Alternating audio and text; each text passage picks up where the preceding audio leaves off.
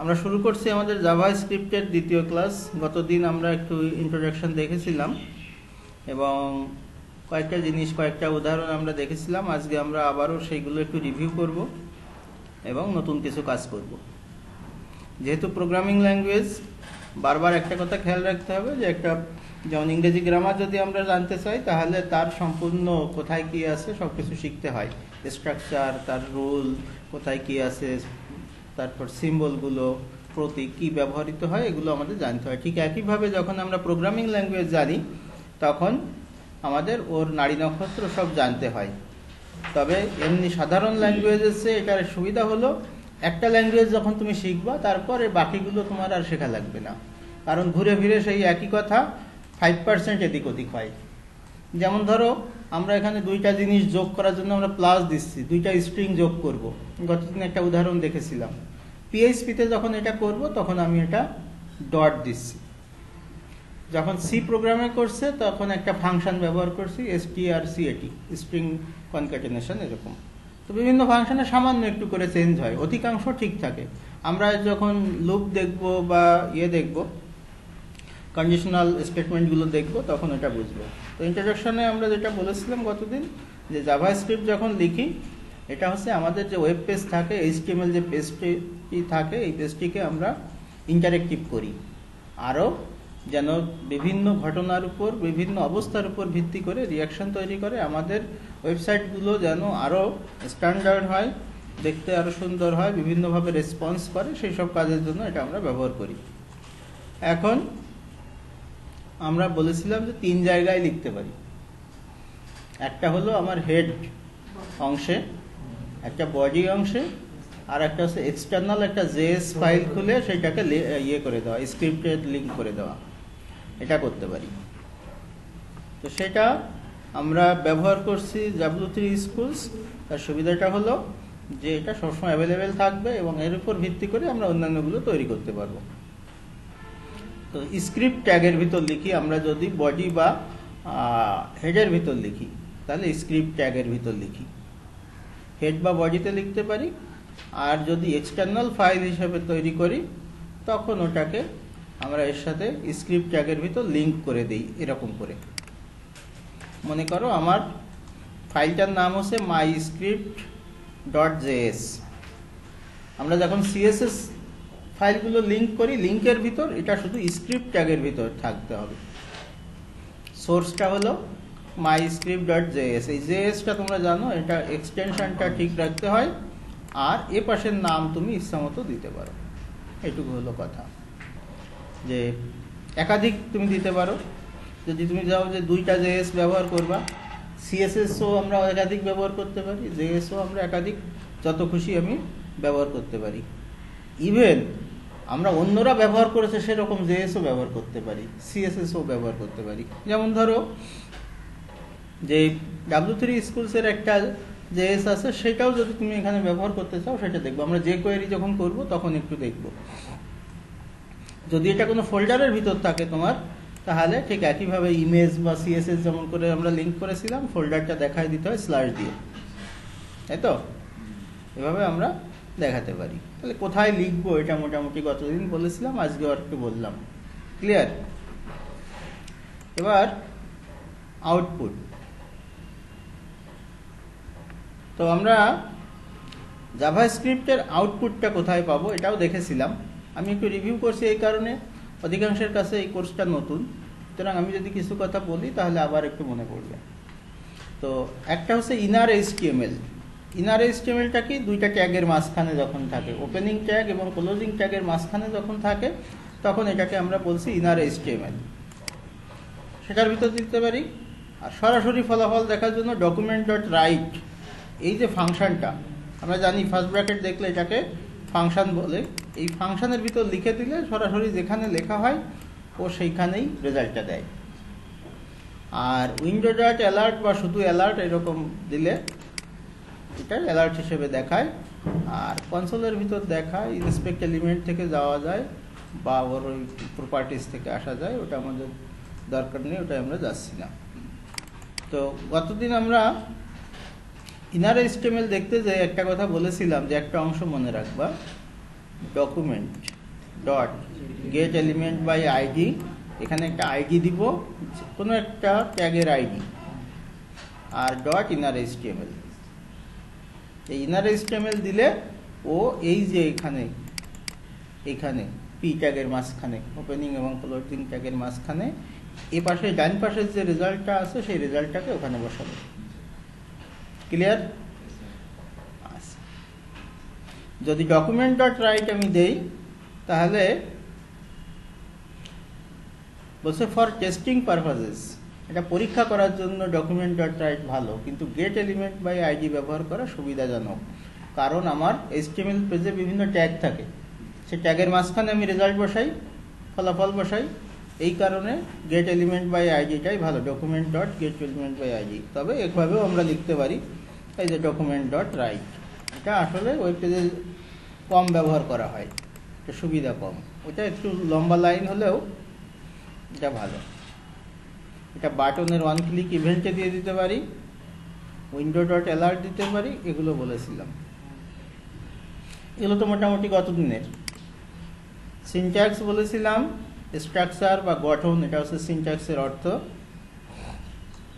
Programme, programme কি এটা আমরা প্রথম দিকে একটু আলোচনা করেছিলাম, যদিও সেটা রেকর্ড ছিল না, কারণ হলো যে এটা এমনিতে আমি দাঁড়িয়ে দাঁড়িয়ে আলোচনা করেছিলাম। কম্পিউটার প্রোগ্রাম হচ্ছে একগুচ্ছ কোড, যে কোডগুলো আসলে আমরা কোড না বলে ইনস্ট্রাকশনও বলতে পারি, প্রোগ্রামিংয়ের ভাষায় কোড বলি, একগুচ্ছ নির্দেশনা, তাই তো? নির্দেশনাগুলো এক একটা স্টেটমেন্ট, তাহলে অনেকগুলো স্টেটমেন্ট মিলে হয় একটা কম্পিউটার প্রোগ্রাম। এবং একটা কম্পিউটার প্রোগ্রাম কি করে, কোনো একটা কাজ করে। যেমন ধরো আমার ক্যালকুলেটর যদি একটা কম্পিউটার প্রোগ্রাম হয়, বা মোবাইলে যেগুলো আমরা ব্যবহার করি অ্যাপস হয়, অ্যাপস মানে অ্যাপ্লিকেশন সফটওয়্যার, তাহলে ক্যালকুলেটরের কাজ কি, যোগ করা, বিয়োগ করা, গুণ করা, ভাগ করা, রুট করা, পাওয়ার করা, এরকম বিভিন্ন কাজ আছে, তাই তো? যোগ করার জন্য ওখানে একটা কোড লেখা আছে, বিয়োগ করার জন্য একটা কোড লেখা আছে, গুণ করার জন্য কোড লেখা আছে, প্রত্যেকটা কাজের জন্য একটা কোড লেখা আছে। তো এই যোগ করার জন্য যে কোডগুলো লেখা আছে সেগুলোকে বলা হয় একটা প্রোগ্রাম, ঠিক আছে? একটা প্রোগ্রাম। তাহলে একটা প্রোগ্রামের ভিতরে আবার অনেকগুলো লাইন থাকে, এই লাইনগুলোকে বলে একটা স্টেটমেন্ট। আমরা কি করে বুঝি, সেমিকোলন দেখে বুঝি যে একটা স্টেটমেন্ট শেষ হলো, ঠিক আছে? আচ্ছা, জাভাস্ক্রিপ্ট স্টেটমেন্ট। আর হচ্ছে এখানে বলছি যে ভেরিয়েবল থাকে এবং কনস্ট্যান্ট থাকে। কনস্ট্যান্ট না বলে এটা নাম দিচ্ছে লিটারেল, তার কারণ হচ্ছে যে এই কনস্ট্যান্টগুলোর মানও চেঞ্জ হয়ে যায়। এক পরিবেশে একটা কনস্ট্যান্ট যে মান দেয়, অন্য পরিবেশে হয়তো অন্য। যেমন জি এর মান তুমি কনস্ট্যান্ট বলতে পারো, এটা কি সব জায়গায় একই থাকে? স্মল জি এটাও তো ভ্যারি করে, এই জন্য এটা বলছে লিটারেল। তুমি কনস্ট্যান্ট বলতে পারো, কোনো সমস্যা নেই। তারপরে বলেছিলাম ক্যারেক্টার ঠিক থাকলে স্ট্রিং এর কোনো সমস্যা নেই, না? মনে আছে তো? ক্যারেক্টার মানে বর্ণ, বর্ণ যদি ঠিক থাকে তাহলে স্ট্রিং একগুচ্ছ বর্ণকে বোঝায়। এবার আছে ভেরিয়েবল। ভেরিয়েবল মনে আছে? অনেকবার বলেছিলাম হোয়াট ইজ কম্পিউটার প্রোগ্রামের ভেরিয়েবলটা কি, চলকটা একটা মেমোরি অ্যাড্রেস। চলক বলে লাভটা কি, বাংলা বলে হবে মেমোরি অ্যাড্রেস, র্যামের একটা লোকেশন যেখানে কোনো ভ্যালু অ্যাসাইন করা থাকে, তাই তো? মনে আছে তো? ইকুয়াল সাইন দিয়ে আমরা এটা প্রকাশ করি, অ্যাসাইনমেন্ট। এরপরে অপারেটর, বিভিন্ন ধরনের অপারেটর নিয়ে কথা বলেছিলাম, অ্যাসাইনমেন্ট অপারেটর। এক্সপ্রেশন তো বললাম একটা রাশি, এই যে এক্সপ্রেশনটা যদি মনে না থাকে, এই যে একটা অংশ কাজ করলাম, একটা অংশ, এটা একটা এক্সপ্রেশন। আচ্ছা, এরপরে কিওয়ার্ড। কিওয়ার্ড নিয়ে খুব বেশি কথা বলিনি, বিশেষ বিশেষ শব্দ যেগুলো আমরা এই জন্য ব্যবহার করি। যেমন উদাহরণ হিসাবে বলেছিলাম যে ইংরেজি ভাষায় নাউন, বুঝতে পারছো? নাউন, নাউন তো ওই গ্রামারের একটা বিশেষ জিনিসকে নির্দেশ করে, কোনো একটা নির্দিষ্ট রুল কোনো কিছুকে নির্দেশ করে। ভার্ব এটা নির্দেশ করে না, অ্যাডজেক্টিভ, এগুলো। তো এই কারণে ওইগুলো যদি তুমি ব্যবহার করো ভেরিয়েবল হিসেবে, ওইগুলো ব্যবহার করা যাবে না, কিওয়ার্ডগুলো ব্যবহার করা যাবে না। যেমন VAR, ভেরিয়েবলকে VAR দিস। কমেন্ট লেখা হয় কিভাবে বলেছিলাম, আইডেন্টিফায়ার দরকার নেই। আর একটা বলেছিলাম কেস সেন্সিটিভ, বড় হাতের লিখলে কোনো বর্ণকে আর ছোট হাতের লিখলে এটা আলাদা হয়।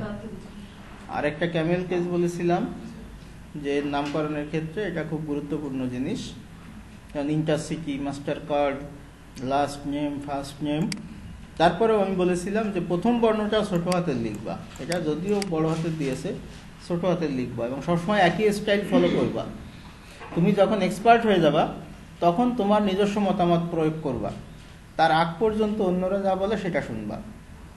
কিন্তু এই কথাটা না শোনার কারণে অনেক সমস্যা হয়। সবচেয়ে অদ্ভুত ব্যাপার হচ্ছে তোমারও যেমন হয় আমারও হয় যে আমার মতো লিখবো, সমস্যা কি? কিন্তু দেখা যায় পরবর্তীতে ওটা আসলে বড় সমস্যা তৈরি করে ফেলে। এবং সবচেয়ে অদ্ভুত ব্যাপার হয়ে যাচ্ছে, এক্সপার্ট হয়ে যাওয়ার পরে কেউ ওই নিয়মের বাইরে যায় না। নিয়মের বাইরে যতক্ষণ যায় ততক্ষণ এক্সপার্ট থাকে না, কারণ এক্সপার্ট হতে হতে সে বুঝে ফেলে যে এগুলো কত গুরুত্বপূর্ণ। ভুল 70%, 80% ভুল ওই কারণেই হয়, মানে মূল সমস্যার কাছে খোঁজ নেই, ওইগুলো দিয়েই হয়। আচ্ছা, ক্যারেক্টার সেট দরকার নেই, সব ক্যারেক্টার ব্যবহার করে। স্টেটমেন্ট, এটা যদিও ওর ভিতরে একটু বলা আছে। আচ্ছা, বলছে statements are instructions to be executed by the web browser. এটা একটা কমন কথাবার্তা, এটা দিয়ে কিছু বোঝায় না। বলছে সেই সমস্ত নির্দেশনা যা ব্রাউজার এক্সিকিউট করে বা নির্বাহ করে। ব্রাউজার সব কাজই করে, সুতরাং সবই স্টেটমেন্ট। যেমন এটা একটা স্টেটমেন্ট, এটা একটা স্টেটমেন্ট, এদিকে একটা স্টেটমেন্ট, এগুলো সব স্টেটমেন্ট। সেমিকোলন বলেছিলাম স্টেটমেন্ট শেষ করার জন্য, আর বলেছিলাম মন্তব্যগুলো এই যে সিঙ্গেল লাইন হলে ডাবল স্ল্যাশ দিয়ে, আর মাল্টিপল লাইন যদি হয় তাহলে এই যে হ্যাশ স্টার স্টার হ্যাশের ভিতর লিখলে সেটা দুইভাবে হয়। আর আমরা কাজ করার সময় তো সোজা করেছি, আমাদের সিলেক্ট করে কন্ট্রোল স্ল্যাশ চাপলেই ইয়ে হয়ে যায়, যে প্রোগ্রামই আসুক না কেন ওইভাবে দিলেই কাজ হয়ে যায়, তোমার ও নিয়ে টেনশন করা লাগে না। সুতরাং আমাদের কমেন্ট নিয়ে কোনো সমস্যা নেই।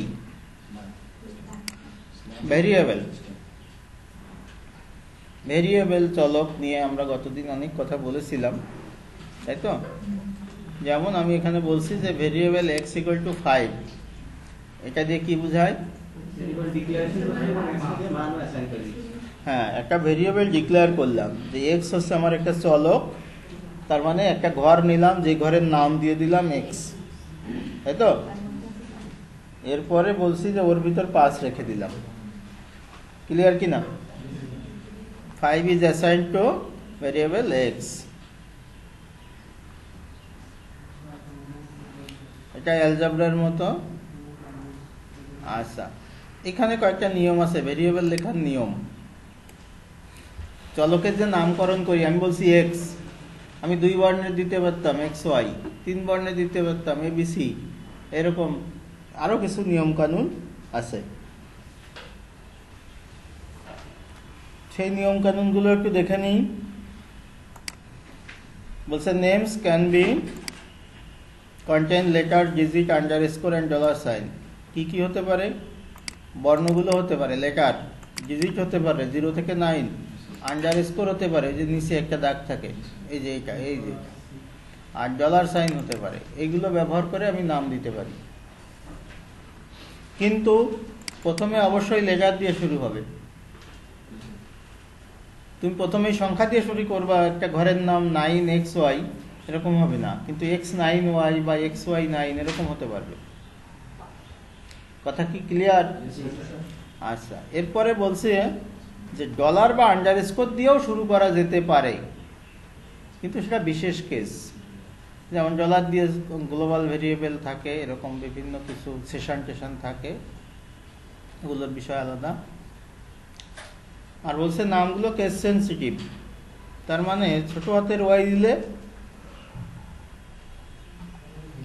বড় হাতের ওয়াই দিলে এটা কিন্তু পার্থক্য হয়ে যাবে। আর কিওয়ার্ড গুলো নাম হিসেবে ব্যবহার করা যাবে না, বুঝতে পারছো?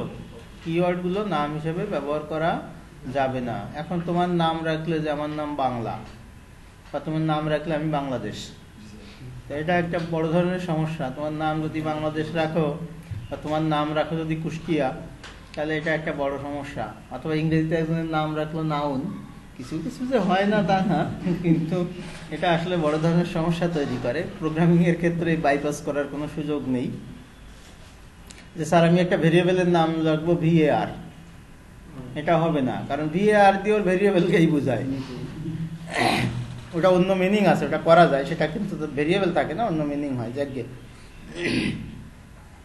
এবার ডেটা টাইপটা সবসময় মাথায় রাখতে হয়, যে সকল আমরা তো প্রোগ্রাম করি যেটা নিয়ে কাজ করি, বিভিন্ন ডেটা উপস্থাপন করি, এটার বিভিন্ন কাজ করি, তো টাইপ আছে। টাইপগুলো হতে পারে সংখ্যা, যেমন পূর্ণ সংখ্যা বা ভগ্নাংশ বা সূচক। তারপরে হতে পারে ক্যারেক্টার, যেমন A একটা ক্যারেক্টার, B একটা ক্যারেক্টার, C একটা ক্যারেক্টার, এরকম। আর হতে পারে স্ট্রিং, একগুচ্ছ বর্ণ হতে পারে স্ট্রিং। আরও একটা হতে পারে অ্যারে। অ্যারে কি বলেছি? বলিনি। অ্যারেটা একটা বলার দরকার ছিল, অ্যারে কি জিনিস। তাহলে আমরা ভেরিয়েবল দেখছিলাম যে ভেরিয়েবল হচ্ছে মেমোরি লোকেশন। আর একই ভেরিয়েবলকে এখানে যদি আমরা দেখি রিডিক্লেয়ারিং, দুইবার ডিক্লেয়ার করা যায়। যেমন ধরো এখানে আমার একটা ডিক্লেয়ার করা আছে একটা কার নেম ভলভো, এটাকে আবার ডিক্লেয়ার করলাম কার নেম, তখন এটা হলো যে এই কার নেমের ভিতর যখন ডিক্লেয়ার করলাম তখন এর ভিতরে কিছুই থাকছে না। এভাবে আমরা রিডিক্লেয়ার করতে পারি, পুনরায় ডিক্লেয়ার করতে পারি। আর যাদের নেট আছে, এই যে এক্সারসাইজ থেকে একটু প্র্যাকটিস করবো, যেমন আমি যদি চাই যে এখানে একটা এক্সারসাইজ আছে, আমি ক্লিক করলাম, তাহলে কিছু কাজে লাগবে। তো এখানে কি বলছে, একটা দিছে আইডি ডেমো, এখানে বলছে ক্রিয়েট দ্য ভেরিয়েবল হেয়ার, এখানে একটা ভেরিয়েবলকে তুমি ডিক্লেয়ার করো। তাহলে তুমি এখানে করবা ভেরিয়েবল এক্স ইকুয়াল, ধরো আমি দিলাম 12, সরি সেটা না, এটা কার নেম দেই বা যা দেই সেটা আমার এখানে উপরে, এটা সমস্যা নেই, কার নেম এটা দিতে পারি, অন্য কিছু দিতে পারি, তাতে কোনো আমার সমস্যা নেই। এখন বিষয়টা হলো এরা বলেছে এটা দিতে, যে একটা কার নেম দাও আর তার ভিতর ভলভো দাও, সেটা এটা আমরা অন্য কিছু দিয়েও দিতে পারি, যে এখানে ঠিক আছে আমি ভলভোই তো দিতে হবে, আমি এক্স দিয়ে দিলেও সমস্যা নেই। হ্যাঁ, এটা দিয়েও আমরা দিতে পারবো ভলভো। এখন এটাকে আমরা যখন করব, দেখাবো, তখন কি করব, document dot get element by ID, এটা লিখবো না, এটা তোমাকে করতে হবে। ডকুমেন্ট ডট কি হবে, গেট এলিমেন্ট বাই আইডি, কি হবে এর ভিতর, আইডি নেম, এখানে ডেমো আছে, সুতরাং আমি ডেমো দিলাম, এটা ডট ইনার HTML, এইটা।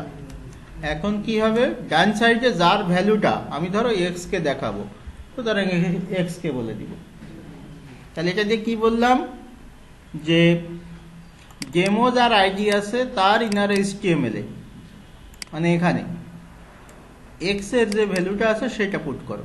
এক্স এর ভ্যালু কি আছে, ভলভো, তাই তো। এখন শো রেজাল্ট ভলভো চলে আসছে, দেখছো। এখন এখানে দেখো, আমি যখন এখানে অ্যান্সার দিয়েছি তখন কিন্তু ওদেরটা দিয়েছে, ও যেটা দিলে হয়, আমি তো এটা দেইনি, আমি তো এখানে এক্স দিয়েছিলাম। এই জন্য বলেছি প্র্যাকটিসের জন্য যখন দিবা তখন তুমি তোমার মতো করে দিবা। এখন দেখো ঠিক আছে, এটা যেহেতু হলো, তাহলে আমরা এখানে একটা থার্ড ব্র্যাকেট দিয়ে দেই, বলবো দিলাম BMW দেই, BMW দিলাম, তারপরে ইচ্ছা মতো, অত বড়টা লেখার দরকার নেই, আমি এই পর্যন্ত লিখলাম এরকম। এখন ধরো আমি যদি কার নেম দেই, এটা কার নেম থাকুক, তাহলে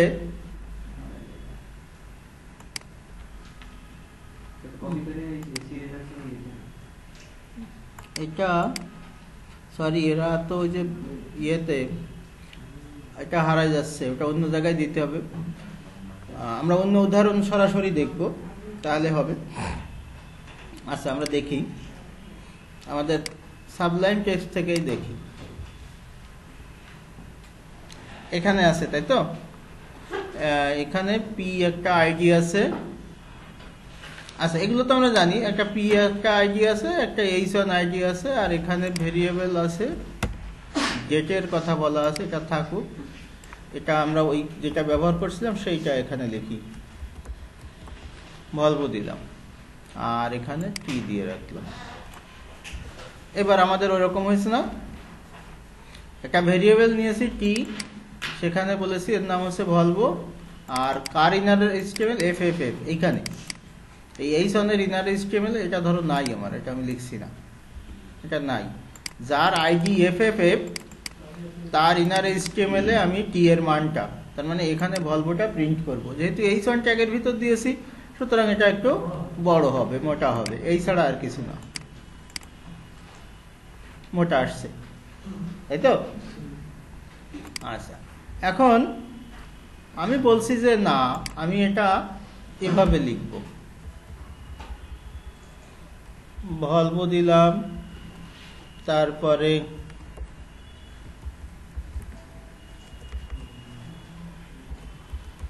অন্য একটা নাম দিলাম, তারপরে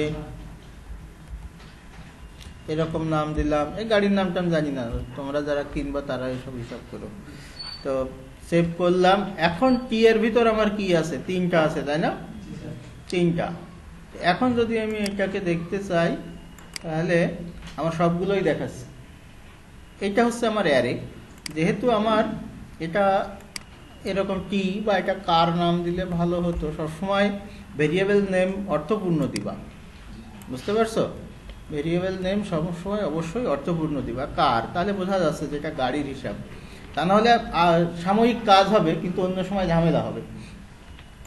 কি ক্লিয়ার তো?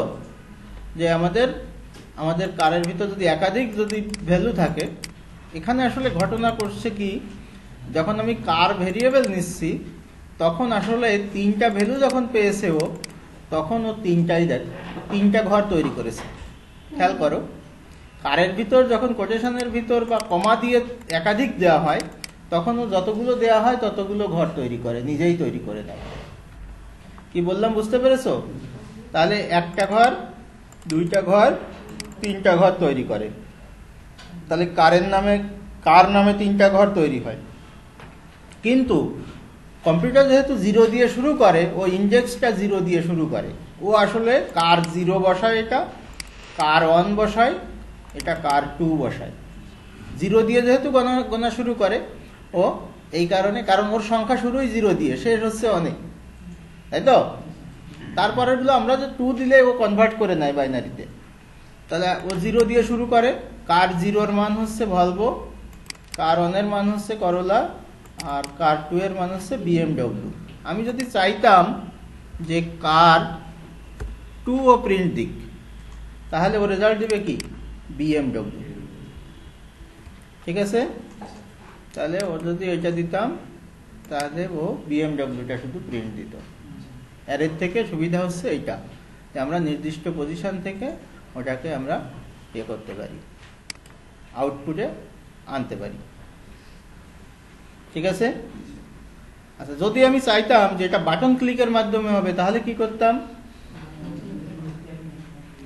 তাহলে মনে আছে তো, যে আমরা বাটন নামে আর একটা নিতাম, বাটন নিতাম, আর এর ভিতরে অন ক্লিক একটা ইভেন্ট যোগ করে দিতাম, তাই তো? অন ক্লিক একটা ইভেন্ট যোগ করে দিতাম এবং তার ভিতর এগুলো লিখে দিতাম। এগুলো আমরা দেখেছিলাম এর আগে। তো থাকুক এটা। এখন চলে যাই আবার আমরা কি দেখছিলাম। আমরা আসলে এখানে ভেরিয়েবল দেখতে যে আমরা একটু অ্যারের কাজ মাঝখানে করে নিলাম, কারণ অ্যারেগুলো ভেরিয়েবল, তবে অনেকগুলো ভেরিয়েবলকে একসঙ্গে ডিক্লেয়ার করা হয়। অন্যান্য প্রোগ্রামের ক্ষেত্রে যদি তোমার জাভাস্ক্রিপ্ট যদি সি প্রোগ্রাম হতো, এটা যদি ফরট্রান প্রোগ্রামিং হতো বা ওরকম হতো, ওখানে অ্যারে ডিক্লেয়ার করে আসতে হয়, কয়টা অ্যারে নিব, তারপরে সেই অনুযায়ী মান বসাতে হয়। কিন্তু পিএইচপি বা জাভাস্ক্রিপ্ট মডার্ন ল্যাঙ্গুয়েজগুলো এত নেই, তুমি যখনই একাধিক মান দিবা কমা দিয়ে ও অটোমেটিক অ্যারে তৈরি করে নেবে। আর অন্য ক্ষেত্রে অ্যারে ডিক্লেয়ার করতে হয়, ডাইমেনশন দিয়ে ডিক্লেয়ার করতে হয়। চলে আসি অপারেটরে। এর আগের দিনও আমি একটু বলেছিলাম অপারেটর। প্রথম কথা হচ্ছে অ্যাসাইনমেন্ট অপারেটর। এটার মানে মনে আছে? এটা দিয়ে কি বোঝায়? ডান পাশের ভ্যালুটা বাম পাশের ভেরিয়েবল বা ঘরের ভিতরকে অ্যাসাইন করে দেওয়া হয়। তার মানে এক্স নামে একটা ঘর তৈরি করা হলো, তার ভিতর 10কে ঢুকায় রাখা হলো। যোগ তো বুঝি, গুণ। আচ্ছা, এখানে 3টা আছে, নতুন 3টা অপারেটর আছে। এই 3টা আমরা একটু শিখে নিব। প্রথমটা হলো মডুলাস বলছে, যদিও পার্সেন্টেজ চিহ্ন। মডুলাস লিখবা, এখনই লিখবা, খাতায় লিখবা। মডুলাস, মডুলাসের কাজ কি আমি একটু লিখে দিচ্ছি, এটা দেখে তোমাকে বলতে হবে মডুলাসের কাজ কি। এখানে লিখি যে ধরো 43 মডুলাস 12 যদি লিখি তাহলে এটার মান হবে 7, এটার ভ্যালু হচ্ছে 7। এখন বলো মডুলাস মানে কি?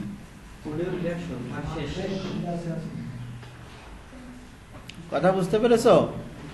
যে আমার যদি এটার ভ্যালু হচ্ছে 7, তার মানে মডুলাসের কাজ হচ্ছে ভাগশেষ। 43কে 12 দিয়ে ভাগ করলে ভাগশেষ কত থাকবে, অবশিষ্ট কত থাকবে, এটা মডুলাস দিয়ে প্রকাশ করা হয়। আর এখানে যদি স্লাশ দেওয়া হয় তাহলে এটা ভাগ বোঝায়। অধিকাংশ ক্ষেত্রে এটার ভ্যালু হবে 3। অনেকেই দশমিক দেয় না, অনেক প্রোগ্রাম দশমিক শো করে না, সেক্ষেত্রে এটার মান হবে 3। আচ্ছা, আরেকটা জিনিস দেখো, আমি যদি লিখি যে x ইকুয়াল x প্লাস 1, আমার এই প্রোগ্রামিং এর ক্ষেত্রে এটা দিয়ে আমরা কি বুঝি? এই অংশটা x equal to x plus 1 এর অর্থ কি? এই বলেছিলাম বিভিন্ন ভাবে এটা ব্যাখ্যা করা যায়। তার একটা বলেছিলাম যে বাম পাশেরটা যেটা, সেটা হচ্ছে ভেরিয়েবলের নিউ ভ্যালু, আর ডান পাশেরটা যেটা, এটা হচ্ছে ওল্ড ভ্যালু। তার সাথে 1 যোগ করলাম, পুরাতন ঘরের ভিতর যা আছে তার সাথে 1 যোগ করে নতুনটা তৈরি করলাম। তুমি যদি শুধু এরকম যদি হতো যে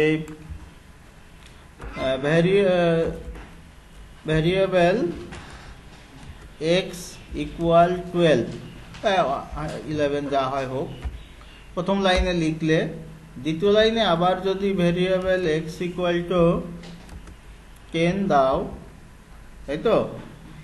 আর যদি এটা এখানে তুমি প্রিন্ট করো, x কে প্রিন্ট করো, তাহলে রেজাল্ট কত হবে বলতে পারো? 10 হবে। কারণ প্রথমবার ওই ঘরের ভিতর রেখেছো 11, তার পরের বার বলছো ওই ঘরের ভিতর 10 আছে, পরের বারে আগেরটা মুছে দিবে ও। তুমি কিছু না করলে ও আগেরটা মুছে দিয়ে x এর মান 10 দেখাবে। তো আমরা দেখি কত দেখায়। এটা x এর মান 10 দেখাচ্ছে। দ্বিতীয়টা দেখাচ্ছে, মানে প্রথমবার 11 রেখেছিল, তারপরে যে বলছো ওসব দরকার নেই, x এর মান এখন 10। x এর ভিতর 10 থাকবে, আগে কি আছে তুমি দেখলেই না, বের করে দিলে, তো x এর মান 10 হয়ে গেল। এখন যদি আমি লিখতাম যে x equal to x plus 10, তাহলে এই x দ্বারা বোঝাচ্ছে আগের 11 আর এখনকার 10, তাহলে x এর মান হয়ে গেল 21। এখন যদি তুমি শো করো তাহলে আসলে যেটা হবে, এটা ওটা সহ আছে। তো এটা যদি আমি এরকম লিখি x equal to x plus 1, তাহলে এটা আসলে 1 বাড়লো, 11 জায়গায় 1 বাড়লো। দেখো এটা যদি আমি করি, এটা যদি রিফ্রেশ করি, 11 জায়গায় 1 বাড়লো, 12 হলো। কিন্তু এটা যদি না করে আমি এরকম লিখি x প্লাস প্লাস, ওই কথাটাই সংক্ষেপে লিখলাম যে x equal to x plus 1, 1 বাড়ানো, ইনক্রিমেন্ট অপারেটর বলে, 1 বাড়ানো, তাহলে এটাও সেই একই 12 হবে। বোঝা যাচ্ছে না, তাই না? এটা বোঝা যাবে যদি আমি এটা চেঞ্জ করে দিই। আসলে এটা আমি যদি এটা 4 দেই তাহলে 1 বাড়ালে কত হবে? 5 হবে। এখন বুঝতে পারবো আমরা 5 হচ্ছে, তাই তো? ঠিক একইভাবে যদি 1 মাইনাস করে দিই আমরা, তাহলে এটা ডিক্রিমেন্ট অপারেটর মাইনাস দিয়ে হয়, এবং এটা যদি 4 থেকে 1 কমে গেল 3। আচ্ছা, এখন এদিকে না দিয়ে যদি আমি প্লাস প্লাসটা এদিকে দিতাম তাহলে কি হতো?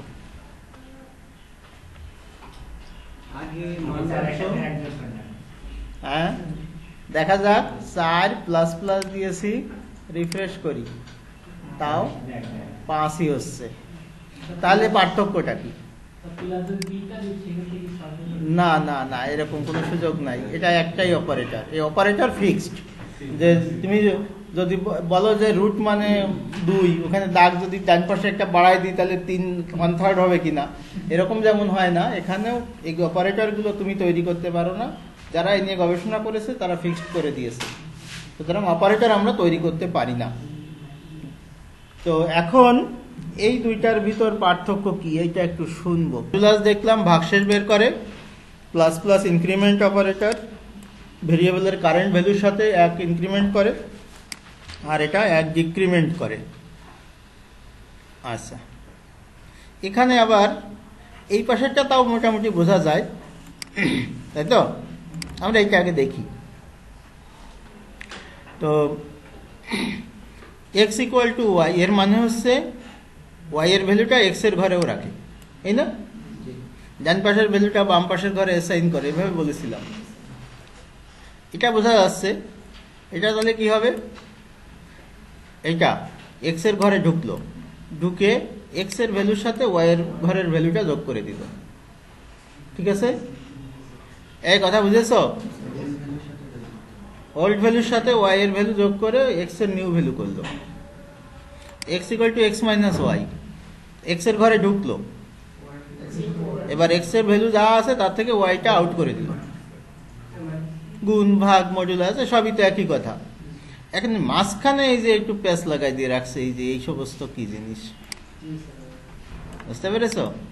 আচ্ছা, তো এটা হলো যে দুই পাশে যদি একই অপারেটর থাকে, তা এটা প্রোগ্রামাররা একটু আলসে বলে একই অপারেটর 2 বার লেখে না। মনে করো এটা লিখলো না, এই লিখলোই না, এটা এক্সট্রা লিখলো না, তাহলে আর যে অ্যাসাইনমেন্টটা শেষে থাকে সবসময়, অ্যাসাইনমেন্ট অপারেটর সেটা শেষে থাকে। এটা হচ্ছে সংক্ষেপে একই কথা, এটা কিন্তু একই কথা। না, এটা short form, just short form, ইনক্রিমেন্টের শর্ট ফর্ম। আচ্ছা, এই যে অ্যাডিশন অ্যাসাইনমেন্ট, এই একই কথা, ঘুরে ফিরে একই কথা। আচ্ছা, স্ট্রিং অপারেটর, এটা তো আমরা জানি, এটা নিয়ে নতুন কিছু নাই। এবার দেখো একটা মজার জিনিস, 5-এর সাথে যখন 5 যোগ করছি তখন 10, যখন কোটেশনের ভিতর দিচ্ছি তখন 5কেও সংখ্যা হিসেবে দেখছে না, ওটা ক্যারেক্টার হিসেবে দেখছে। তার সাথে 5 যোগ করছে, ক্যারেক্টার 5-এর সাথে 5 যোগ করলে এটা 55 না, কিন্তু 5, এটা আসলে 5। তোমাকে বললাম 1 কেজি তেল আর 200 টাকা যোগ করে দাও, তাহলে তুমি কি করবা? স্যার, এই 1 কেজি তেল, এই 200 টাকা যোগ করলাম, এই যে পাশাপাশি রেখে দিলাম। ও তাই করেছে। আর এখানে যখন বলেছি হ্যালোর সাথে 5, ওই একই রকম তেল আর টাকা যোগ করে কি করবে, ও হ্যালোর সাথে 5 রেখে দিয়েছে। এইখানে একটু দেখে নি, ডাবল ইকুয়াল বলেছিলাম, ইকুয়াল দুই পাশের দুটো সেম কিনা এটা ঠিক করে। আচ্ছা, ট্রিপল ইকুয়াল ভ্যালু সেম কিনা এবং টাইপ একই কিনা এটা চেক করে। যেমন ধরো আমি বলছি যে ভেরিয়েবল x ইকুয়াল টু 4 আছে, থাকুক। ধরো আমি বললাম যে 10 একটা ভ্যালু আছে আর 12 একটা ভ্যালু আছে, এরা সমান কিনা? না, তাহলে ফলস। আচ্ছা 10 আর 10 এরা সমান কিনা? সমান। 10 আর 10.0 ভ্যালু সমান কিনা? ভ্যালু সমান, কিন্তু এটা পূর্ণ সংখ্যা, এটা হচ্ছে ভগ্নাংশ, এজন্য টাইপ আলাদা। বুঝতে পেরেছো? যখন আমরা ডাবল ইকুয়াল দেই তখন সে শুধু চেক করে ভ্যালু সমান কিনা। ভ্যালু সমান, সুতরাং এর রেজাল্ট কিন্তু এখন ট্রু। বুঝতে পেরেছো? কারণ এর ভ্যালু 10, এর ভ্যালু 10, দুটার ভ্যালু সমান, সুতরাং সত্য।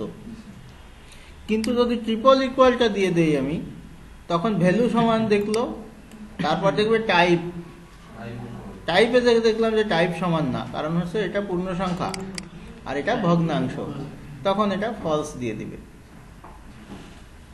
ঠিক আছে? আর বাকিগুলো বোধহয় বোঝো, শুধু এইটা বোধহয় নট ইকুয়াল। Not equal. এবার দেখো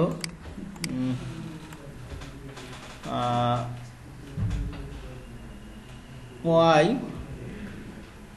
ইকুয়াল 4 দিলাম, তারপরে লিখলাম x নট ইকুয়াল y। এটা কি হবে রেজাল্ট, সত্য না মিথ্যা? এই কথাটা কি ঠিক লিখেছি না ভুল? এটা কি আমি ঠিক লিখেছি? এখন x নট ইকুয়াল y, এটা কি ঠিক লিখেছি? না, ভুল লিখেছি। তাহলে রেজাল্ট ফলস বা 0 দিবে। ক্লিয়ার? তো এগুলো আছে, এগুলো আছে, আরো কিছু আছে, এত দরকার নেই, পারলে নিজেরাই দেখো, এত কথা বলা যাবে না। অ্যারিথমেটিক অপারেটর এগুলো একটু আগে আমরা দেখলাম, একই জিনিস বারবার। এখানে নতুন কিছু নাই, একই কথা আবারও লিখছে। অপারেটর প্রেসিডেন্স, কোনটা আগে পরে কোনটা কাজ করে, ওই যে সরল করার মতো। বুঝতে পারছো? তো সেখানে কিছু নিয়ম আছে, স্কুল ম্যাথমেটিক্সের মতো, যেটা বললাম সরল করার মতো, সেটা গুণ ভাগ, তারপরে যোগ বিয়োগ এসে প্রেসিডেন্স পায়, অগ্র আগেই কাজ করে। যাই হোক, ওই যে কোনটা আগে পরে কাজ করে এটা দেখলে দেখো, না দেখলে এত আর দরকার নেই। অ্যাসাইনমেন্ট, এটা অলরেডি ব্যবহার করেছি, তাই না?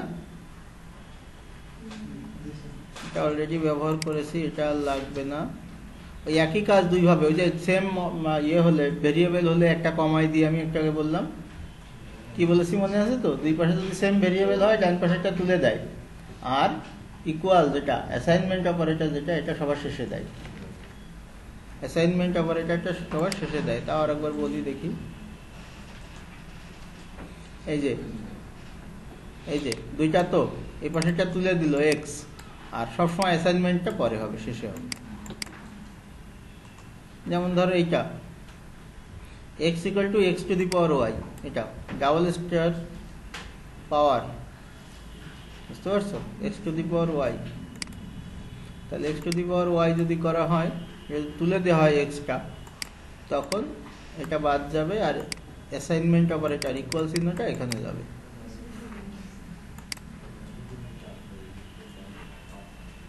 এবার যেটা টাইপ, এগুলো বলেছি, এগুলো আর লাগছে না, এগুলোর কোনো কাজ নেই। এই যে এখানে একটা আছে, ওই যে অ্যারে বলছিলাম না। এবার চলে আসি আমরা অবজেক্টে। তাহলে এখন আমরা একটু অবজেক্ট নিয়ে কথা বলবো, এবং প্রথম দিন বলেছিলাম অবজেক্ট ওরিয়েন্টেড প্রোগ্রামিং। তো এখন এই অবজেক্ট এবং অবজেক্টের বিভিন্ন মেথড, এই নিয়ে প্রোগ্রামিংটা চলছে। একটু প্রথম দিকে জটিল লাগে এগুলো, কিন্তু আমরা সেই অত জটিল কোনো কাজ করব না। একটা অবজেক্ট নিয়ে, যেমন ধরো একজন মানুষ যদি আমরা হিসাব করি, তাহলে সেই মানুষের কিছু বৈশিষ্ট্য থাকতে পারে। একটা ভেরিয়েবলের ভিতর এই সবগুলোকে যদি আমরা নিয়ে আসতে পারি, তখন ওই টোটালটাকে আমরা বলবো একটা অবজেক্ট। অথবা যদি একটা অন্য উদাহরণ দিই, যেমন ধরো একটা গাড়ি, এখানে যে উদাহরণ আছে, যে একটা গাড়ি ধরো একটা অবজেক্ট, তাহলে এর কিছু প্রপার্টিজ থাকতে পারে, বৈশিষ্ট্য। বৈশিষ্ট্যর ভিতর গাড়ির নাম আছে, মডেল আছে, ওয়েট আছে, কালার আছে, স্পিড থাকতে পারে, অন্য কিছু যে বৈশিষ্ট্যগুলো, এগুলো প্রপার্টিজ। আর থাকতে পারে গাড়ি কিছু কাজ করে, সেগুলোকে মেথড বলছি। যেমন গাড়ি স্টার্ট নিতে পারে, এটা ড্রাইভ করতে পারে, ব্রেক করতে পারে, স্টপ করতে পারে, অ্যাক্সিডেন্ট করতে পারে, বিভিন্ন রকম জিনিস আমরা এখানে দিয়ে দিতে পারি। ঠিক এভাবে আমরা এই কাজগুলো আমরা অবজেক্টের মাধ্যমে তুলে ধরতে পারি, প্রপার্টিজগুলো এবং ওর মেথডগুলো একই সাথে তুলে ধরতে পারি। যেমন ধরো এখানে পার্সন নামে একটা অবজেক্ট তৈরি করা হয়েছে। এই পার্সনের কি কি জিনিস এখানে নেওয়া আছে? First name, last name, age, eye colour. এখন এজটা শুধু দেখো কোটেশন মার্কের বাইরে, এজটা কেন? তার কারণ হচ্ছে এটা একটা ভ্যালু, নাম্বার। যেহেতু এটা একটা নাম্বার, সংখ্যা, এই জন্য এটা কোটেশন মার্কের ভিতর দরকার নেই। আর বাকিগুলো কিন্তু বর্ণগুচ্ছ বা স্ট্রিং যেটাকে আমরা বলছিলাম, এই জন্য স্ট্রিং হলে ওটা অবশ্যই কোটেশন মার্কের ভিতর রাখতে হবে। এখন ধরো আমি লাস্ট নেম চাই, তাহলে বলবো পার্সন ডট লাস্ট নেম। ছোট উদাহরণ আছে, আমরা একটু দেখে নিতে পারি, এত আর লিখে কাজ কি।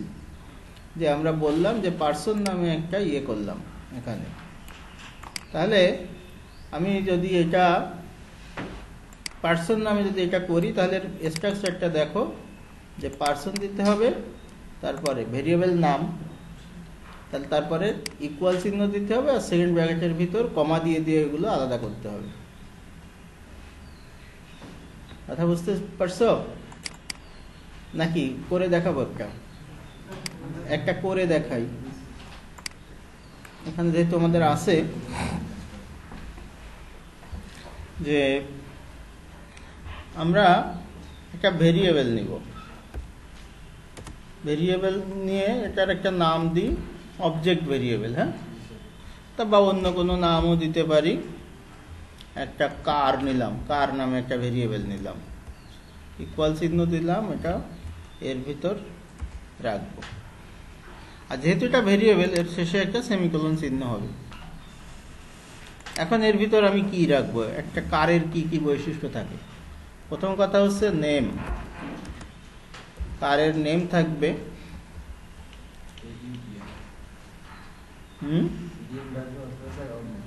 BMW শ্বশুর বাড়ি থেকে দিবে নাকি? দেবে না বলেছে, দিবে না, নিবা না। না, দেখা যায় যে দিলই, তখন আর তুমি এত রিকোয়েস্ট করছি। কালার,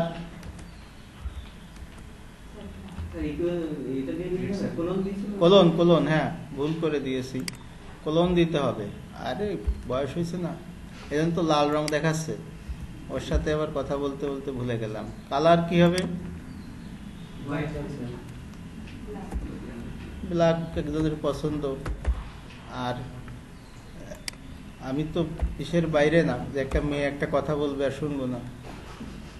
তারপর ওয়েট, ওয়েট এটা 100 ইউনিট দিলাম। আরে হলো না, এটা 100 কেজি হলো না, 100 কুইন্টাল হলো, যা খুশি করো, তাই তো? আচ্ছা, এখন ধরো আমরা এখানে রাখবো কার, কার ডট কালার। তাহলে আমরা কি বলছি? যার আইডি FFF, তার ইনার HTML-এ কার ডট কালারটা রাখবো, কারের কালার। তার মানে এখানে কি আসবে? ব্ল্যাক আসবে, তাই তো? সেভ করি। আমাদের ওই এখানেও এই দেওয়া আছে, আর কিছু নাই। তো আমরা ওই আমাদেরটা কই, ব্ল্যাক আসছে। এখন আমি যদি চাইতাম যে না, এর সাথে আরো কিছু এখানে জুড়ে যাক, এখানে কোটেশনের ভিতর দিলাম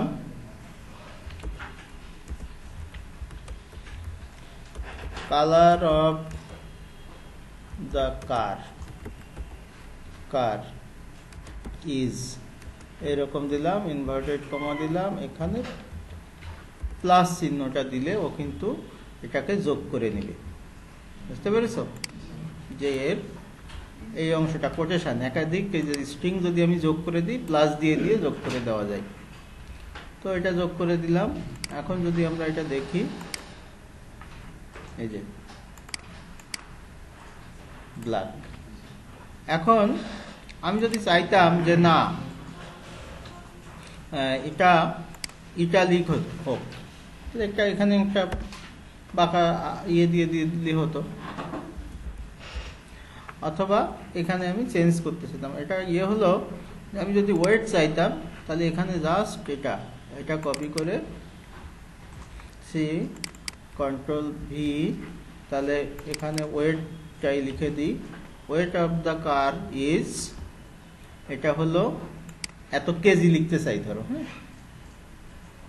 তাহলে প্লাস দিব, আবার কোটেশনের ভিতর দিয়ে দিব কেজি। একাধিক স্ট্রিংকে যোগ করতে গেলে প্লাস দিতে হবে, যদি পিএইচপিতে হয় তাহলে এটা ডট দিয়ে হবে। এই ইয়েরগুলোর পার্থক্য হচ্ছে এটা। কিন্তু এটা যেটা হবে দেখো, এই ওয়েটের পরে কেজিটা সরাসরি হবে। আমি যদি একটু ফাঁকা রাখতে চাই তো এখানে একটা স্পেস দিলে একটু ফাঁকা থাকবে, আর তা না হলে একই সাথে হবে। সেটা দেখো, ওই যে এই যে গ্যাপটা আমি ওখানে পরে যেটা দিলাম, এই গ্যাপটা ওই কারণে হয়েছে। Weight of the car is এত কেজি। এভাবে আমরা বিভিন্নভাবে, তাহলে এটা আমাদের এখন হলো অবজেক্ট। তার মানে কোনো জিনিসের একাধিক যদি প্রপার্টিজ থাকে বা মেথড থাকে, এরকমগুলো আমরা এর ভিতর যুক্ত করে দিতে পারি, সেটা দিয়ে আমরা কাজ করতে পারি। তো আমরা অবজেক্ট দেখলাম। অবজেক্টের বিষয়টা হলো যে একটা ভেরিয়েবলের ভিতর আমরা অনেকগুলো ক্যারেক্টারিস্টিক বা বৈশিষ্ট্য বা প্রপার্টিজ আমরা দিয়ে দিতে পারি, এবং সেগুলোকে আলাদা করে আমরা আইডেন্টিফাই করতে পারি, সেগুলোকে আমরা আউটপুটে দেখতে পারি। এখন অবজেক্ট হতে গেলে একাধিক হতে হবে এমন কোনো কথা নেই। একটা ভেরিয়েবল যখন, সেটাও একটা অবজেক্ট, আবার অনেকগুলো থাকলে সেটাও একটা অবজেক্ট। আর এই টাইপ অফ এইগুলো আমাদের দরকার নেই, এগুলো আমরা এখনই যাচ্ছি না এগুলোর ভিতরে, কোন টাইপ এটা ডিক্লেয়ার করে। তবে মাঝে মাঝে ওই যে এন বলে একটা শব্দ দেয়, সেটা নট এ নাম্বার, যখন আসবে আমরা এটা দেখব। যেমন ধরো আমরা এখন অন্য একটা যাই, ফাংশানে চলে যাব। ফাংশনটাও কিন্তু গুরুত্বপূর্ণ, অর্থাৎ আমাদের এই যে ডাটা টাইপ, অবজেক্ট, ফাংশন, এই সমস্ত জিনিসগুলো কিন্তু খুবই গুরুত্বপূর্ণ। ফাংশনটা বোঝার জন্য আমরা একটু হিসাব করি। ফাংশন মানে হচ্ছে কাজ, তাই তো? এমনিতে ফাংশন মানে হচ্ছে কাজ, কাজের বিভিন্ন অংশ থাকে। আমরা একটু অন্যভাবে উদাহরণ যদি দেই ফাংশনটা, সেটা হলো, মনে করো যে তোমার বাড়িতে একজন কাজের লোক আছে, তাই তো? তার কাজ হচ্ছে সুনির্দিষ্ট কোনো একটা কাজ করে দেওয়া। অথবা ধরো তুমি মেসে থাকো, তোমার মেসে একজন লোক রাখা থাকলো, সে বিভিন্ন ধরনের কাজ করে দেয়। অথবা তোমরা বিভিন্ন ডিপার্টমেন্টে থাকো, ডিপার্টমেন্টে একটা পিয়ন থাকে, পিয়ন ধরো কাজ করে দেয়। এখন কার কাজ সে করে দেয়? পিয়নের কাজ নির্দিষ্ট, এইটা করবে, ওটা করবে, টিচারদের পানি দিবে, স্টুডেন্টদের এই সমস্ত করবে, কাজগুলো করে দিবে। তাহলে যখন কোনো টিচার বা কেউ, ওর ঊর্ধ্বতন কেউ যদি ওকে নির্দেশনা দেয়, সেই অনুযায়ী ও কাজ করে দেয়। ফাংশনটা খানিকটা এরকম। যেমন ধরো পিয়নকে তুমি টাকা দিলে, বললে যে খাবার এনে দিতে বা কাগজ এনে দিতে, কলম এনে দিতে, তাহলে পিয়ন টাকা নিল আর হলো কাজটা করে দিল। অথবা পিয়নকে বললে নোটিশ নিয়ে আসতে, তাই তো? অফিস থেকে নোটিশ নিয়ে আসতে বললে, তাহলে পিয়ন কি কিছু নিয়ে যাবে? যাবে না। যখন পিয়নকে কিছু তুমি দিচ্ছ, তখন সে সেই জিনিসটা নিয়ে যাচ্ছে এবং তার উপর ভিত্তি করে ফলাফল দিচ্ছে। আবার পিয়ন কোনো কিছু না নিয়েও ফলাফল আনতে পারে অন্য কোনো ঘটনার উপর নির্ভর করে। ঠিক একইভাবে আমরা যখন ফাংশন লিখি, খেয়াল করো, কথা বলছো, আমরা যখন ফাংশন তৈরি করি তখন প্রথমেই ফাংশন শব্দটা লিখি, তারপরে ফাংশনের একটা নাম দেই, তারপরে এই যে ব্র্যাকেট, ফার্স্ট ব্র্যাকেট বা প্যারেনথিসিস বলি আমরা, এর ভিতর এই যে ভেরিয়েবল বা একজনের নাম বলে প্যারামিটার, অনেক সময় আর্গুমেন্ট বলে, এই জিনিসগুলো দিতেও পারি আমি, নাও দিতে পারি। ওই যে পিয়নকে টাকা দিলাম, ধরো সে সেই অনুযায়ী কাজ করলো, অথবা তাকে নির্দেশনা দিলাম কোনো কিছুই নেওয়া লাগবে না, অন্য জায়গা থেকে নিয়ে আসবে। যদি কিছু দিয়ে দেই তখন দিব, না দিলে না দিব। আর সেকেন্ড ব্র্যাকেটের যে ব্লকটা, এই ব্লকের ভিতর হচ্ছে তার কাজটা বলা থাকে। কারণ এই ক্ষেত্রে আমরা যদি বলি দুইটা দিয়েছে, পিয়ন আর পি2, দুইটা প্যারামিটার দিয়েছে, ওই পিয়নের কাজ হচ্ছে বা এই ফাংশনের কাজ হচ্ছে এই দুটো গুণ করে রিটার্ন করা, গুণফলটা রিটার্ন করা। এখন মনে করো যে আমার মনে হলো যে এই গুণফলের জন্য একটা ফাংশন তৈরি করব, যেটা আমরা প্রথম উদাহরণ দেখছি, আরও অনেক জটিল কাজ করাই এখানে নেওয়া যাবে, গুণ, ভাগ, যোগ, বিয়োগ, ক্যালকুলেটরের কাজগুলো। ধরো একটা ক্যালকুলেটর করব, ক্যালকুলেটরের ভিতর দুইটা সংখ্যা দিয়ে দিব, ও কি করবে, এই দুটো যোগ করে দিবে, তাই তো, অথবা গুণ করে দিবে, অথবা বিয়োগ করে দিবে, অথবা ভাগ করে দিবে। আমরা যখন ক্যালকুলেটরে প্লাসে কোনো চাপ প্রেস করি তখন আসলে একটা ফাংশন কার্যকরী হয়। ওই ফাংশন প্যারামিটার নেয় বা আর্গুমেন্ট নেয়, নিয়ে কাজ করে রেজাল্টটা শো করে। এইভাবে আমরা ফাংশন একটু ভালো করে দেখতে হবে যে ফাংশনটার কাজ কি। দেখো এই যে এখানে আছে, বা এখানে দরকার নেই, আমি একটা করে দেখাই। তাহলে আমাদের ফাংশন কিভাবে লিখতে হবে, এখানে প্রথমে লিখব ফাংশন। দেখো আমি যদি এখানে এন্টার দিই তাহলে স্ট্রাকচারটাও দেখাই দিবে। প্রথমে ফাংশন লিখতে হবে, এখানে ফাংশনের পরে এখানে একটা নাম দিব, ধরো অ্যাড দিলাম, এখানে হয়তো আর্গুমেন্ট দিয়ে দিতে হবে তোমাকে, তুমি আর্গুমেন্ট দিয়েও দিতে পারো, নাও দিতে পারো। যেমন ধরো এই যে এখানে এরা আর্গুমেন্ট দিয়েছে, তাই না, দিয়ে বলছে এই দুটো গুণ করো, তুমি এরকম কোনোটা দিতেও পারো, নাও দিতে পারো, সমস্যা নেই। যে কোনোভাবে আমরা এটা করতে পারি, যে আমরা বললাম যে এক্স আর ওয়াই দুইটা আর্গুমেন্ট ওকে দিয়ে দিলাম, আর ওকে কাজ করতে বললাম যে রিটার্ন এক্স প্লাস ওয়াই, এটা। এখন আমি এইখানে জাস্ট এইখানে ওই ফাংশনটাকে কল করব, অ্যাড ফাংশনকে কল করব, এবং একে বললাম যে তুমি ধরো, আমি বললাম যে 55 আর 45 দুটো সংখ্যা ওকে দিয়ে দিলাম। একটু ভালো করে বুঝবা, আমি ফার্স্ট ব্র্যাকেট দেখে কয়েকদিন ধরে বলেছি যে ফার্স্ট ব্র্যাকেট দেখলে আমরা ফাংশন বুঝি। সেই ফাংশনটার নামটা কি, অ্যাড, তাই তো, অ্যাড। এটা অন্য কোনো নাম দিতে পারি, যে কোনো নাম আমার ইচ্ছা মতো দিতে পারি। এটা ফাংশন, তার বুঝবো সামনে ফাংশন লেখা দেখে। তাহলে এর কাজ হচ্ছে দুটো জিনিস দিলে সেটাকে যোগ করে দেওয়া, তো যোগ করবে। যখন এখানে আসছি তখন বলছি অ্যাডকে কল করলাম, এটা ধরো তোমার পিয়নকে তুমি কল করলে, কল করে দুটো সংখ্যা দিলে, সেই দুইটা সংখ্যা নিয়ে গেল, নিয়ে যে এক্স এর জায়গায় বসালো 55, ওয়াই এর জায়গায় বসালো 45, এবার রিটার্ন করছে এক্স আর ওয়াই এর যোগফল। এখন যোগ দিলে যোগ হবে, গুণ দিলে গুণ হবে, ভাগ দিলে ভাগ হবে, যেটা এটা হবে। আর এখানে বলছে যে যার আইডি এফ, তার ইনার HTML-এ এই পিয়ন যে রেজাল্ট দিবে সেই রেজাল্টটা বসাও। খেয়াল করো, আমরা এখানে বলছিলাম FFF যার আইডি, সেই আইডির ইনার HTML-এ এর মানটা বসাবে, এটা বলেছিলাম না এর আগে। এখন এখানে তো মান নেই, এটা একটা ফাংশন, তাহলে এর নির্দিষ্ট কাজ আছে। যখনই ফার্স্ট ব্র্যাকেট দেখেছে তখন ও খুঁজে বেড়াচ্ছে কোথায় এই ফার্স্ট ব্র্যাকেট অ্যাডের সাথে আছে, এখানে পেয়েছে।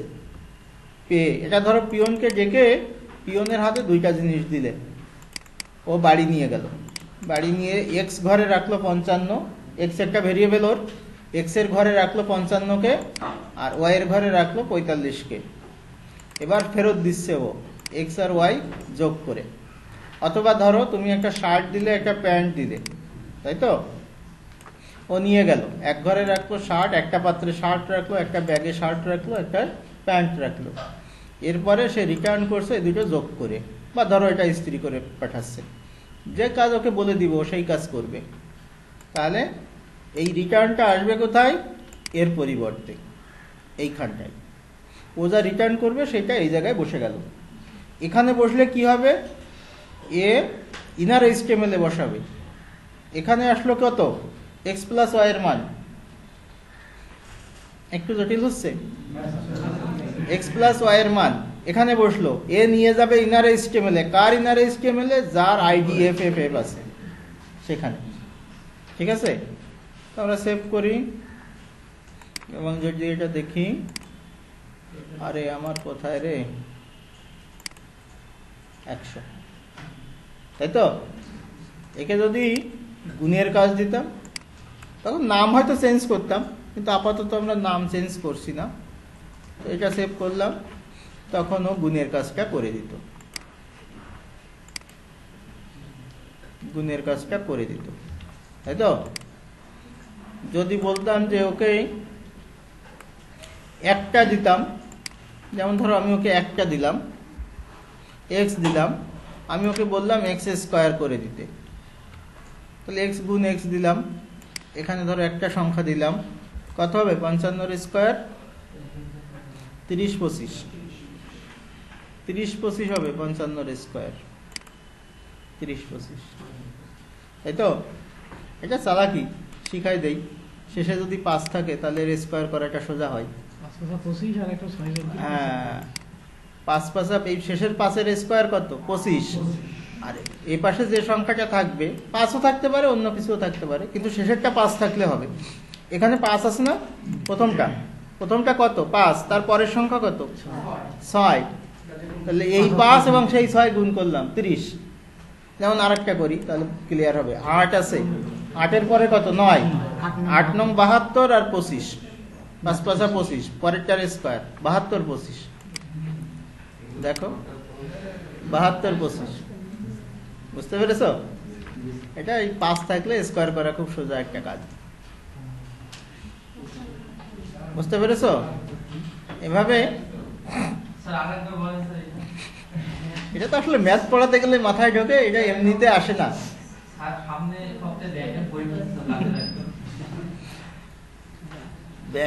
তো ফাংশন আমরা দেখলাম, ফাংশনকে কিভাবে কল করা সেটা। ফাংশনকে আমি এই যে এটা গুণ দেখাইছে, এখন ঘটনা হচ্ছে ফাংশনটা আমি কেন ব্যবহার করব। এর কারণ হচ্ছে তুমি দুইটা সংখ্যা যোগ করবা, তুমি তখন ফাংশনকে সেটা পাঠালে, তাই তো, বা একটা সংখ্যার স্কয়ার করবা, তুমি ফাংশনে সেটা পাঠালে। আরেকজন আরেকটা জায়গায় করবে, ধরো আরেকটা জায়গায় এটা ব্যবহৃত হবে, সেখানে সে হয়তো ভাগ করবে। যেমন ধরো আমি যদি আরেকটা লিখি, একটা ট্যাগ লিখলাম পি, আচ্ছা এর আইডি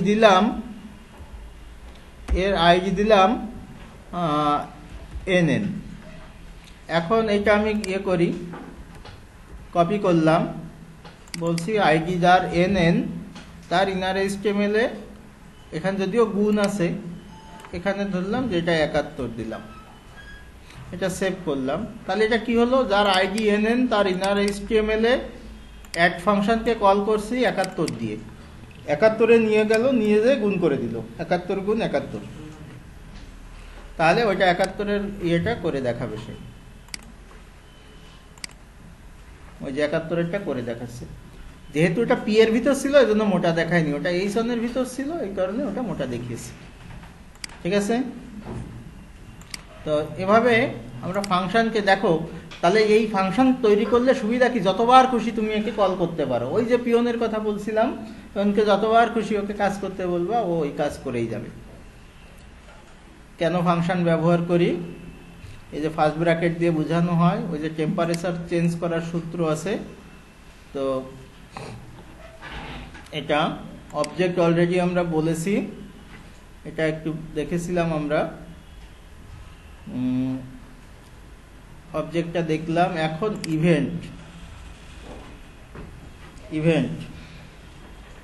ইভেন্টে যেটা হবে সেটা হচ্ছে কতগুলো, একটা ইভেন্ট আমরা অলরেডি আগে ব্যবহার করেছিলাম, সেটা হলো অন ক্লিক, তাই না। ইভেন্টের স্ট্রাকচারটা হলো সাম HTML এলিমেন্ট, তার মানে ট্যাগ। সাম HTML এলিমেন্ট মানে হচ্ছে ট্যাগ, h1 p বা অন্য কিছু।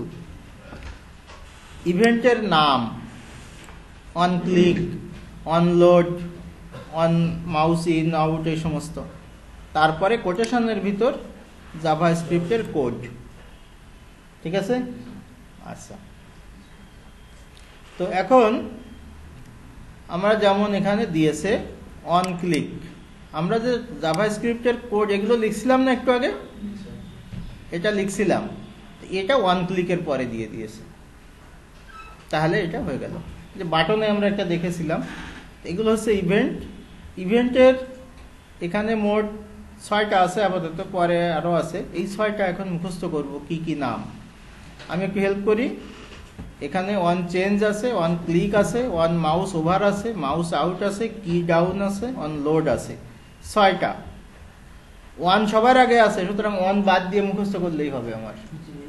চেঞ্জ, ক্লিক, সি দিয়ে 2টা, mouse over, mouse out, M দিয়ে 2টা, আর কে এল, তাই তো?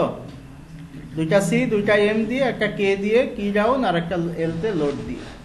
এই 6টা আমরা যদি মুখস্থ করি তাহলে আপাতত এই 6টা অন্তত মনে থাকবে। এই 6টা অন্তত মনে থাকবে।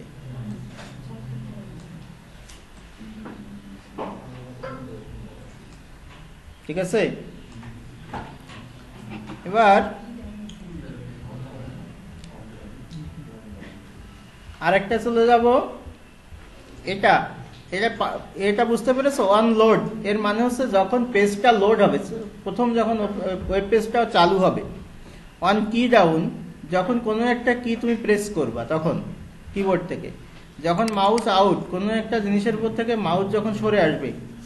মাউস ওভার, ওর পরে যখন নিয়ে যাবা, যেটাকে আমরা হোভার করেছিলাম, তাই তো? অন ক্লিক, যখন ক্লিক করব, যখন চেঞ্জ হবে, কোনো একটা ভ্যালু যখন চেঞ্জ হবে, কোনো একটা, সেটা HTML এর ভ্যালু হতে পারে, কোনো অ্যাট্রিবিউট হতে পারে, যে কোনো ভ্যালু যখন চেঞ্জ হবে। তো এগুলোও আমরা দেখব পরে। আমরা আরেকটা জিনিসে চলে যাব, ম্যাথ। ম্যাথ, দেখো ম্যাথমেটিক্যাল কিছু কাজ আছে আমাদের, এগুলো বিভিন্ন সময় কাজে লাগে। যেমন ধরো ম্যাথ ডট পাই, দেখছো? পাইয়ের মান, পাইটা হলো বৃত্তের ব্যাস এবং পরিধির ভাগফল, তাই তো? বৃত্তের ব্যাস এবং পরিধির ভাগফলকে পাই বলে। এরপরে ম্যাথ রাউন্ড, আমরা ওই যে দশমিক থাকলে সেটা কম বেশি করি না, যেমন 4.7, তাহলে এটা কত হবে? 5। 4.4, এটা রাউন্ড ফিগারে করলে 4 হবে। এটা হচ্ছে পাওয়ার, POW, এই যে পাওয়ার, POW 82 মানে 8 square,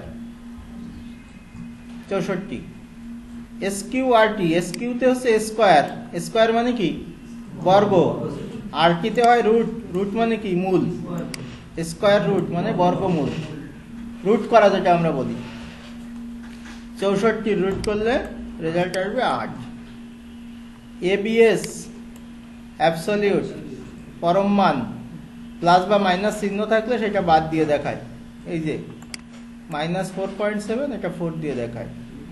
ceiling function, floor function, এটা ম্যাথেড ছেলেরা করো। এটা নিয়ে যদি এখন ধরি তাহলে মার দেওয়া লাগবে। সিলিং ফাংশন আর floor function, greatest integer value function, আছে নাকি মনে কিছু? হ্যাঁ, হয়েছে। Greatest integer not greater than x. এখন ঘটনা হচ্ছে এইটা নিয়ে গেলে আমাদের, এটা অন্য এক সময় আমরা একটু আলোচনার ফাঁকে বলবো, একটু মনে করাই দিও। এটার ভিতর না ঢুকি, কারণ এটা অন্যদের কনসেন্ট্রেশন নষ্ট হবে। সাইন থিটা যেটা আমরা বের করি, তবে এখানে একটা কথা আছে, ত্রিকোণমিতিক ফাংশনগুলো থিটা লেখার সময় রেডিয়ানে লিখতে হয়। রেডিয়ানে লেখার নিয়ম হচ্ছে π/180 দিয়ে গুণ করা। 90 ডিগ্রি যদি হয়, 1 ডিগ্রির মান হচ্ছে π/180, তাহলে 90 গুণ π/180,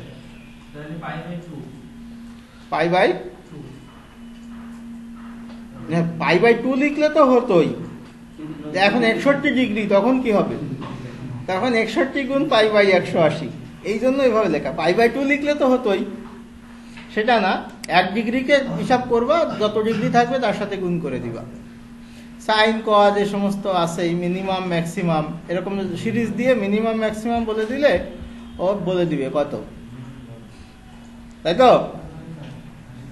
একটা বললেই সেটা বলে দিবে। এই তানভীর আছে নাকি? একটা সংখ্যা বলো।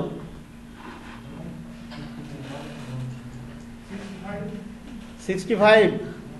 আচ্ছা, ও একটা সংখ্যা বলেছে 65। আমি কি জানতাম ও কোনটা বলবে? এভাবে এটাকে র্যান্ডম বলে। প্রথম কথা, ওকে যে জিজ্ঞাসা করবো এটা হয়তো ও জানতো না, এটা র্যান্ডম। দ্বিতীয় কথা, ও যে কত উত্তর দেবে এটাও আমি জানতাম না, এটাও র্যান্ডম। এরকম র্যান্ডম কোনো নাম্বার নেওয়া যায়, সেটা ম্যাথ ডট র্যান্ডম। এটা কম্পিউটার তার লজিক থেকে যে কোনো একটা সংখ্যা দেয়, এর কোনো নিয়ম মেনে দেয় না। আচ্ছা, তো এই সমস্ত আরও অনেক কিছু আছে, লগারিদম, এটা সেটা, ইনভার্স ফাংশন, যার যত শখ সে শত পড়ে নিবা, আমাদের উদ্দেশ্য না। আমি তো বলেছিলাম আমি নন সায়েন্সদের টিচার। আচ্ছা, র্যান্ডম। এবার আরেকটা বলবো, ডেট।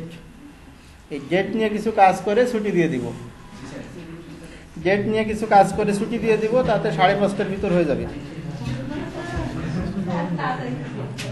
তো ডেট আসলে অবজেক্ট ওরিয়েন্টেড প্রোগ্রামিং এর আরেকটা বিষয়, কিছু কিছু অবজেক্ট তৈরি করে দেওয়া আছে। যেমন ধরো এখানে দেখো, আজকে কি বার? রবিবার, ফেব্রুয়ারি 12, 2017 সাল, 4:24। যখন এই পেজ লোড হয়েছে তখনকার টাইম 49 সেকেন্ড। আমাদের স্ট্যান্ডার্ড টাইম হচ্ছে গ্রিনিচ মিন টাইমের সাথে 6 ঘন্টা প্লাস, আর এটার নাম হচ্ছে বিএসটি বা Bangladesh standard time, local name. আচ্ছা, এটাকে যদি নাম্বারে যদি কনভার্ট করা হয় তাহলে এরকম একটা সংখ্যা পাওয়া যায়। এটা একটা জটিল জিনিস। তার মানে হচ্ছে ওই যে শুরু থেকে এরা কত তারিখ থেকে, 1170 থেকে, এই যে 1170 সাল থেকে এরা গণনা, এটা 000 ধরে, সেখান থেকে ওই যে মিলি সেকেন্ডে হিসাব করলে এত মিলি সেকেন্ড পার হয়েছে, এটা হচ্ছে নাম্বারে দেখায়। এখন যে টাইম, এই টাইমটা 1970 সালের মধ্যরাত থেকে মিলি সেকেন্ডে হিসাব করলে এত মিলি সেকেন্ড পার হয়েছে। বুঝতে পেরেছ?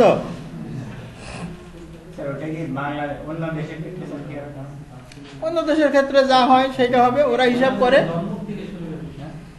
বুঝতে পারছো? অন্য দেশের ক্ষেত্রে যা হয় সেটা হিসাব করে। তো এটা যদি আমরা উদাহরণ দেখতে চাই তাহলে ফাংশন টাংশন লাগবে না, সরাসরি দেখব। একটা তুলে দেই, কিছুই লাগবে না। এখানে শুধু অবজেক্টটাকে কল করলেই হবে, ডেট, তাই তো? ডেটের ব্র্যাকেটও লাগবে না বোধহয়, নাকি লাগবে?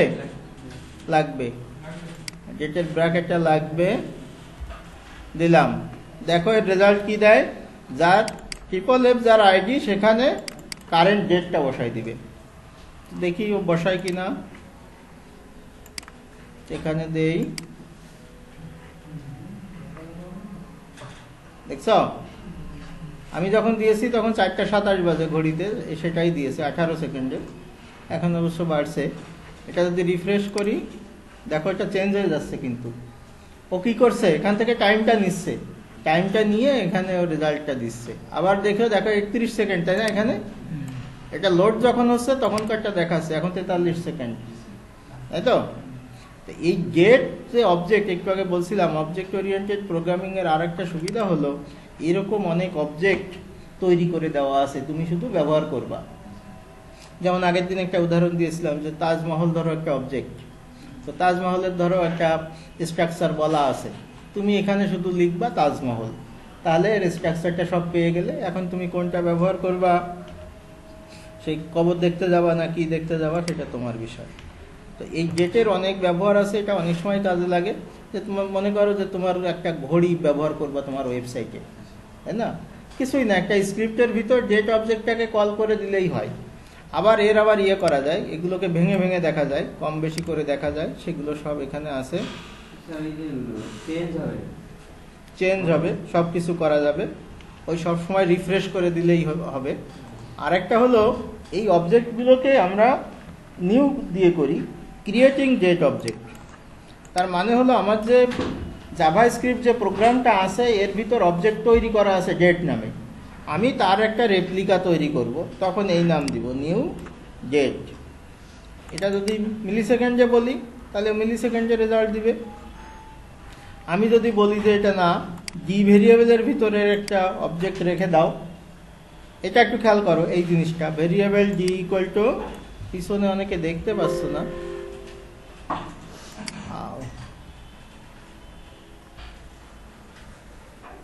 কোথায় গেল? আচ্ছা হ্যাঁ বলো। দেখো যে variable G equal to new Z বলছি, এইটুক তো আমরা বুঝছি। জি হচ্ছে একটা ঘর তৈরি করলাম, এটা তো বুঝি। এই ঘরের ভিতর জাভাস্ক্রিপ্টের যে জেড অবজেক্ট আছে তার নতুন একটা অবজেক্ট তৈরি করলাম। তার মানে মনে করো পাশে একটা ল্যাব আছে, আমি এই পাশে একটা ঘর আছে, ওই ঘরে ল্যাবের একটা নিউ ল্যাব তৈরি করব। জাস্ট নিউ ল্যাব দিলে ওই ল্যাবটা ওখানে কপি হয়ে গেল। জাভাস্ক্রিপ্টের জেটের যত ফাংশন আছে সব ওখানে আমার জি এর ভিতর চলে গেল। বুঝতে পারছো? জি এর ভিতর কি গেল? জাভাস্ক্রিপ্টের তৈরি করা ফাংশন। এখন আমি জি কে যদি প্রিন্ট করি, আলটিমেটলি ওই জেডটাই প্রিন্ট হচ্ছে। আমার ল্যাবের যে কাজ ওই পাশের রুমে হবে, সেই কাজটা হচ্ছে। এবং এখানে জেড তুমি বলে দিতে পারো এরকম, তাই তো? দেখো তুমি এরকম বলে দিতে পারো, ওরকম সংখ্যা দিয়ে, তাহলেও বলে দিবে যে কোনটা কতদিন, এটা বলে দিবে। একদিনে হচ্ছে এত মিলি সেকেন্ড, 86 লক্ষ নাকি 8,64,000 নাকি 8,64,00,000 মিলি সেকেন্ড। আচ্ছা, তুমি এভাবে বলে দিতে পারো। এই যে বিভিন্ন স্টাইল আছে। 99 সালের 5 মার্চ 24 তারিখ, এরকম ডেট মেথড ব্যবহার করতে পারো। তো ডেটের আরো কিছু আছে, ডেট ফরম্যাট আছে, কোন ফরম্যাটে তুমি ডেটটা ব্যবহার করবা। এই যে ISO, short date, long date, full date, দেখবা কম্পিউটারে এগুলো সব দেওয়া থাকে। আর এর একটা মেথড আছে, মেথডটা আমাদের কাজে লাগবে, এই জন্য মেথডটা দেখাচ্ছি। যেমন ধরো তুমি যদি গেট ডেট ব্যবহার করো, এটা একটা মেথড। আমরা বলেছিলাম যে অবজেক্ট যখন পড়েছিলাম তখন একটা খেয়াল করার কথা ছিল যে একটা কারের উদাহরণ দিচ্ছিলাম, কারের কিছু প্রপার্টিজ আছে, সুনির্দিষ্ট প্রপার্টিজ, আর একটা মেথড আছে কার কি কি কাজ করতে পারে, সেটা মেথড। এই গেটের সুনির্দিষ্ট কিছু আছে যে আজকের তারিখটা কত, এটা বলে দিল। কিন্তু আজকের মাসের কততম দিন, এটা যদি তুমি বলো তাহলে গেট ডেট, ও বলে দিবে আজকে 30 না 31 না 32 না 35 না 40 বলবে, 31-এর উপরে বলবে না। গেট ডে, আজকে কততম দিন, আজকে সপ্তাহের কততম দিন কেউ বলতে পারো? আজকে সপ্তাহের 7ম দিন, সোমবারে শুরু করে, আজকে রবিবার, সুতরাং আজকে 6ষ্ঠ দিন। 7ম তো না, 0 দিয়ে শুরু করবে। গেট ফুল ইয়ার, তাই তো? গেট ফুল ইয়ার দিলে 2017 দেখাবে। ঘন্টা যদি দেখাও তাহলে এখন কয়টা দেখাবে? 12:16 মিলি সেকেন্ড হলে তো হয়েছেই। যাই হোক, অথবা এই যে এটা ধরো ব্যবহার করছে, আমরা এটা একটু করে দেখি। এখানে ধরো আমি করলাম ভেরিয়েবল জি ইকুয়াল নিউ ডেট, তাহলে কি হলো? আমার ডেট যে অবজেক্টটা আছে সেই অবজেক্টটা আমার জি ভেরিয়েবলের ভিতর ঢুকে গেল, তাই তো?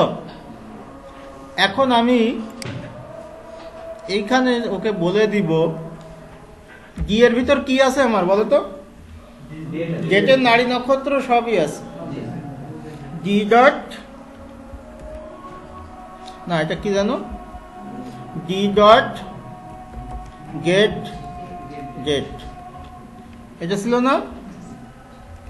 জি ডট গেট ডেট। যেহেতু এটা একটা মেথড, মেথড সবসময় ফার্স্ট ব্র্যাকেট দিয়ে শেষ করতে হবে। এই যে এখানে মেথড বা ফাংশন যাই হোক না কেন, এটা সবসময় ফার্স্ট ব্র্যাকেট দিয়ে শেষ করতে হবে। এটা যদি আমরা দেখি তাহলে আমরা 12 কি চেয়েছি ডেট 12 তারিখ আজকে আমি যদি এটা ডে